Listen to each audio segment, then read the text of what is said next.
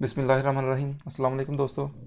आज की वीडियो पहली वीडियो एसईओ की, और इसमें हम लर्न करेंगे कि एसईओ है क्या और उसके जो बाकी जो बेसिक एस्पेक्ट्स हैं सिर्फ वो डिस्कस करेंगे। तो सबसे पहले तो एसईओ को हम देखते हैं, एसईओ है क्या। SEO describes all processes and techniques designed to help you rank higher in search engines such as Google, Yahoo, Bing and DuckDuckGo। यानी कि ये ऐसे प्रोसेस और वो टेक्निक्स होती हैं, यानी कि वो तरीक़ाकार होते हैं जिसकी वजह से हम अपनी वेबसाइट को गूगल, याहू, बिंग और डक डक या कोई भी सर्च इंजन, दुनिया में जितने भी, एक नहीं हज़ारों की तादाद में सर्च इंजन है, ये 3-4 वो हैं जो काफ़ी ज़्यादा पॉपुलर हैं। बाकी सर्च इंजन में भी हमें ट्रैफिक आती है, तो उसमें हम किस तरह अपनी वेबसाइट को रैंक कर सकते हैं। रैंकिंग मीन्स ये कि जितनी ज़्यादा रैंकिंग होगी उतनी ज़्यादा ट्रैफिक आएगा, और जितनी ज़्यादा ट्रैफिक आएगी उसी वजह से हमारी वेबसाइट जो है वो अर्न करेगी। अर्न किस तरह करेगी, वो नेक्स्ट प्रोसेस है। अभी एडसेंस से हम अर्निंग करते हैं, या प्रोडक्ट सेल करके करते हैं, या क्लाइंट को हंट करते हैं, किसी भी तरीके से अगर अर्निंग करते हैं तो ज़ाहिर बात है ट्रैफिक बहुत ज़रूरी है।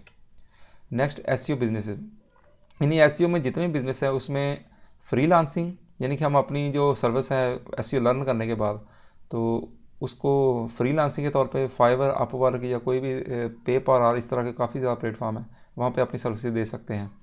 अपनी खुद की प्रोडक्ट डिज़ाइन करके उसका एसईओ कर सकते हैं। क्लाइंट्स के जो वेबसाइट्स हैं या प्रोजेक्ट्स हैं उसको हम लेके तो उसका एसईओ कर सकते हैं। दूसरों को ट्रेन करके हम अर्न कर सकते हैं। और उसके बाद large scale company, USA, Canada और बड़े बड़े जो टियर 1 कंट्रीज़ जिनको बोला जाता है, उन कंट्रीज़ से हम कंपनीज़ के साथ अटैच होकर परमानेंट उनसे अर्न कर सकते हैं। और उसके बाद काफ़ी ज़्यादा अपॉर्चुनिटी है कि यानी कि हर ऑनलाइन बिजनेस में एसईओ लाजमंद जुड़ा हुआ होता है। तो ये हम नेक्स्ट डिस्कस करेंगे इसके और क्या बेनिफिट है। यानी कि स्कोप इसका क्या है। ये स्कोप इसका ये है कि ये लॉन्ग टाइम है, ये नहीं कि आज किया तो कल नहीं करेंगे तो ख़त्म हो जाएगा। यानी कि जितनी भी कंपनीज़ हैं, जितनी भी वेबसाइट हैं, उनको ये करवाना ही पड़ता है। अगर नहीं करेंगे तो वेबसाइट पीछे पीछे हटती गूगल से ख़त्म हो जाएगी।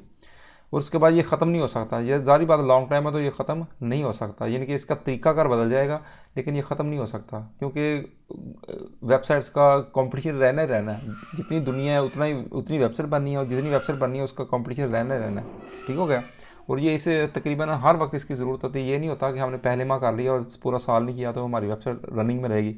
ये नहीं, इसलिए इसको साथ साथ लेके चलना ज़रूरी होता है। और उसके बाद ये है कि ये फ्री भी होता है और पेड भी होता है। हम ज़्यादातर फोकस करेंगे फ्री पे। अगर पेड है, पेड भी वो आपको बताएंगे कि पेड में इसमें कौन कौन सी चीज़ें आती हैं।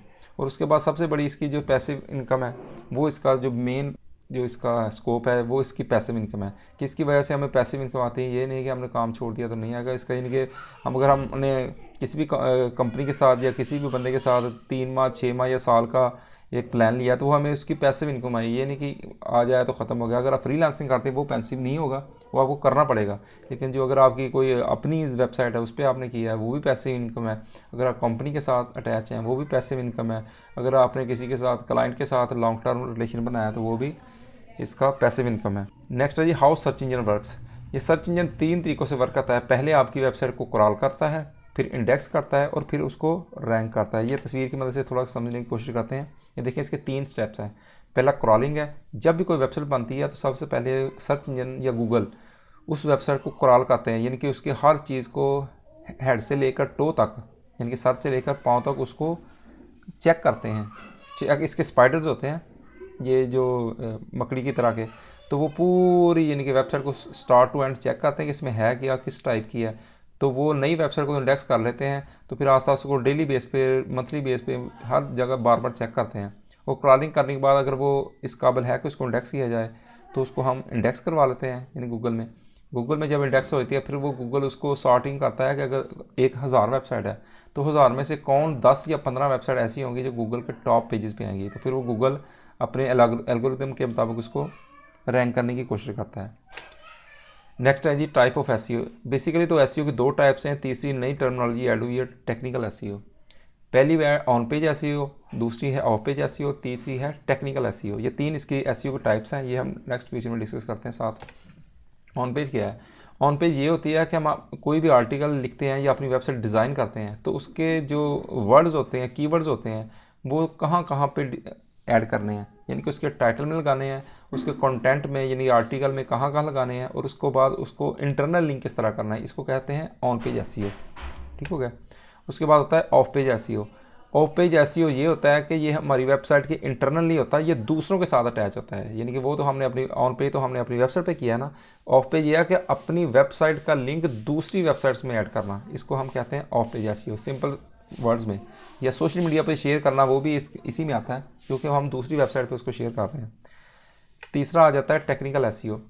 टेक्निकल एसईओ ये होता है कि आपने ऑन पेज भी किया है और ऑफ पेज भी किया है, लेकिन आपकी वेबसाइट रन नहीं कर रही, उसकी स्पीड बहुत ज़्यादा कम है, या उसका स्ट्रक्चर इस तरह का गूगल या यूज़र उसको आगे पसंद नहीं करता, तो फिर उसमें काफ़ी ज़्यादा इश्यूज़ आते हैं। तो उस चीज़ को ख़त्म करने के लिए, यानी कि उसकी स्पीड इंप्रूव करने के लिए और उसका जो स्ट्रक्चर है वो ठीक करने के लिए हम जो एसईओ करते हैं वो उसे कहते हैं टेक्निकल एसईओ। इसके लिए आपकी एडमिन एक्सेस होना वेबसाइट की ज़रूरी है आपके पास। तीसरा SEO tactics for specific content formats. ये कुछ फॉर्मेट्स होते हैं जिसके लिए अलग एसईओ करना पड़ता है। मिसाल के तौर पर इमेज। अब इमेज गूगल में बहुत ज़्यादा सर्च होते हैं, एक पूरा सर्च इंजन जिस तरह होता है ना, गूगल सर्च है, इसी तरह गूगल इमेज सर्च है, इसी तरह गूगल वीडियो सर्च है, इसी तरह गूगल बुक सर्च है। ये यानी कि गूगल इमेज सर्च जो दूसरा सर्च इंजन है बड़ा, गूगल का दूसरा यानी कि सब इंजन सर्च इंजन, जिसमें सिर्फ इमेज सर्च होते हैं और इसकी बहुत ज़्यादा ट्रैफिक है।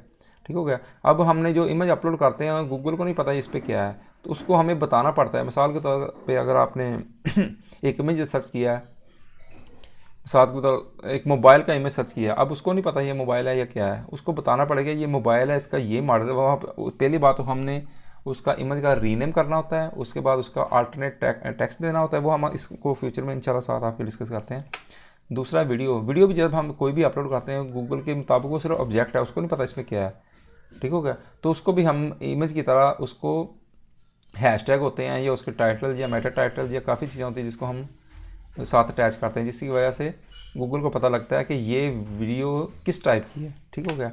बाकी आ जाते हैं एसईओ के टैक्टिक्स, यानी कि ये 5-6 चीज़ें हैं जो कि ज़रूरी हैं अगर आप इंटरनेशनल लेवल पे काम करते हैं। यानी कि सबसे ज़्यादा ज़रूरी लोकल एसईओ। लोकल एसईओ क्या है कि जो वेबसाइट हम लोकली डिज़ाइन की है, मिसाल के तौर पे आपने एक बिज़नेस खोला है, जिस तरह हमारा वेब सोल्यूशन है, तो वेब सोल्यूशन तो लोकली है, ये यूएसए या कनाडा में तो नहीं है। अगर यहाँ वर्क कर रहा है तो इसका मतलब हम सिर्फ .pk डोमेन हमने परचेज़ किया, .com नहीं किया, हमने सिर्फ इसको लोकली जो है इसको ऑप्टिमाइज़ किया है। और उसके बाद इसको लोकल इसका एड्रेस, लोकल इसकी जनाब अपना क्या नाम है लोकेशन, सारी इसमें गूगल को बतानी होती है, तो इसको कहते हैं लोकल एसईओ। इंटरनेशनल एसईओ क्या होता है, ये पूरी दुनिया के लिए हम अपनी वेबसाइट को ऑप्टिमाइज़ करते हैं ताकि हर पूरी दुनिया में इसको सर्च किया जा सके। ई कॉमर्स वेबसाइट जो भी हम स्टोर बनाते हैं उसका जो एसईओ करते हैं उसको हम ई कॉमर्स एसईओ कहते हैं। सास एसईओ होता है जो सॉफ्टवेयर बेस्ड बिजनेस होते हैं, मिसाल को कोई टूल है, कोई मिसाल एआई टूल है या इमेज का टूल है जो कि इमेज क्रिएट करता है, तो वो एक सॉफ्टवेयर है ना, वो एक वेबसाइट में सिर्फ एक पेज है, वो सिर्फ आपको डिज़ाइन कर दिया, आप सिर्फ उस पर वो सॉफ्टवेयर टाइप वर्क कर रहे हैं, तो उसे सास एसईओ कहते हैं उस वेबसाइट के जो एसईओ करने को। उसके बाद small business SEO. Small business छोटे छोटे जो हमने खोले होते हैं स्टोर वगैरह या बिज़नेस होते हैं, उसका जो एसईओ करते हैं उसे हम स्मॉल बिज़नेस एसईओ। मिसाल के तौर पे अमेरिका में बहुत ज़्यादा जो प्लम्बर की एक शॉप है, तो प्लम्बर ज़ाहिर बात है एक कैलिफोर्निया में एक वाशिंगटन में है, अब इतना कौन प्लम्बर वहाँ सर्च करेगा, प्लम्बर तो वो लोकली सर्च करेंगे ना, तो उसे फिर हम स्मॉल छोटे छोटे लेवल पे वेबसाइट बनाते हैं अपने, ताकि जो भी क्लाइंट गूगल से सर्च करे तो वो उसकी लोकल वेबसाइट जो करीब है उसके वो सर्च है, उसके हम स्मॉल बिज़नेस एसईओ कहते हैं। B2B ये होती है, B2B ये होती है कि आप किसी बड़ी बिज़नेस वेबसाइट के साथ अटैच हो जाते हैं, तो ज़ाहिर बात उसकी तो रैंकिंग बहुत अच्छी होती है, तो आपकी उसके साथ अटैच होने की वजह से आपकी ब्रांडिंग भी हो जाती है, जिसे B2B एसईओ किया जाता है। ये बहुत क्या लें रेयर होता है, लेकिन बड़े ब्रांड करते हैं। उसके बाद होता है कीवर्ड रिसर्च। जो सबसे ज़रूरी हमारा टॉपिक है वो ये है कीवर्ड रिसर्च, यानी कि कोई भी हमने वेबसाइट बनानी है या कोई भी आर्टिकल लिखना है, उसको करने से पहले हमें पहले रिसर्च करनी पड़ती है। अगर हम रिसर्च करेंगे तो हमें पता लगेगा कि ये वेबसाइट का नाम क्या होना चाहिए, हमने जो आर्टिकल लिखना है या पोस्ट बनानी है उसका क्या नाम होना चाहिए। तो उसके लिए हम 3 चीज़ें ज़हन में रखते हैं। पहली होती है कीवर्ड वॉल्यूम। कीवर्ड वॉल्यूम ये होता है कि एक मिसाल के तौर पे आपने सर्च किया है हेयर ऑयल, और हेयर ऑयल तो ज़ाहिर बात है वो करोड़ों लोग सर्च करते हैं। अब हम उसको स्पेसिफिक करने के लिए उसको गूगल में सर्च करते हैं। इसका मुख्तलिफ टूल होते हैं, गूगल वेब मास्टर का टूल होता है, उसके बाद गूगल एनालिटिक्स होता है, गूगल एक कीवर्ड प्लानर होता है, उसके बाद सेमरिश होता है, ऐसे काफ़ी ज़्यादा टूल हैं जो हमें ये तीनों चीज़ें प्रोवाइड करते हैं कि आपका सर्च वॉल्यूम किस तरह चेक होता है। मिसाल के तौर पे हम इसको चेक करेंगे गूगल कीवर्ड प्लानर में, तो ये हमें बताएगा कि इसका वॉल्यूम कितना है। यानी कि कोई भी कीवर्ड जब हम सर्च करते हैं तो पहले उसका देखते हैं कि इसका वॉल्यूम कितना है। अगर जितना ज़्यादा वॉल्यूम होगा उतना ही उसको रैंक करना मुश्किल होगा, क्योंकि काफ़ी लोगों ने उस पर वर्क किया होगा, ठीक है ना। तो लेकिन हमें ज़्यादा वॉल्यूम वाला ही चाहिए कीवर्ड, क्योंकि हमें अगर उसका वॉल्यूम नहीं होगा तो ट्रैफिक नहीं आएगी। कोशिश करनी है ज़्यादा वॉल्यूम वाला ही कीवर्ड लेना है। उसके बाद है कीवर्ड डिफ़िकल्टी। कीवर्ड डिफ़िकल्टी क्या होती है, यानी कि कोई भी कीवर्ड कितना मुश्किल होता है गूगल में रैंक करना, उसे कहते हैं हम कीवर्ड डिफ़िकल्टी। मिसाल के तौर पे आपने लिखा है प्लम्बर नियर मी, अब ये बहुत मुश्किल कीवर्ड है, ठीक है ना। अब हम इसके साथ लिख देते हैं प्लम्बर नियर मी इन शाहकोट। इसका मतलब हमने शाहकोट अटैच कर दिया, वो थोड़ा सा आसान हो गया, यानी गूगल को भी समझने में आसानी होगी और स्पेसिफिकली हर बंदे ने साथ अटैच नहीं किया होगा। इसका मतलब वो पहले से आसान हो गया है। प्लम्बर नियर मी ये मुश्किल है और प्लम्बर नियर मी इन शाहकोट ये आसान है। इसका मतलब है इसकी कीवर्ड डिफ़िकल्टी कम है। ये भी इंशाल्लाह वीडियो में आपको डिटेल में समझाएंगे। तो इसका मतलब कीवर्ड डिफ़िकल्टी भी बहुत ज़रूरी है कीवर्ड सर्च में। उसके बाद सर्च इंटेंट है। सर्च इंटेंट ये होता है कि हम जब गूगल में कोई चीज़ सर्च की जाती है तो उस सर्च करने वाले का इंटेंट क्या होता है, क्या वो बाय करना चाह रहा है या वो सिर्फ इन्फॉर्मेशन लेना चाह रहा है या वो उसको नेविगेट करना चाह रहा है, यानी एक वेबसाइट से दूसरी वेबसाइट का लिंक सर्च करने की कोशिश कर रहा है, ठीक है ना। तो ये चीज़ें भी साथ साथ इंशाल्लाह आपको फ्यूचर में बताएंगे। उसके बाद ये आप इंशाल्लाह keep exploring and do research. ये अब जो आपने को मैंने बताया तो कोशिश करें इसको गूगल और करने की, आपको काफ़ी चीज़ें एक्सप्लोर हो गई। बाकी इंशाल्लाह नेक्स्ट वीडियो में आपको लेके चलते हैं। ओके।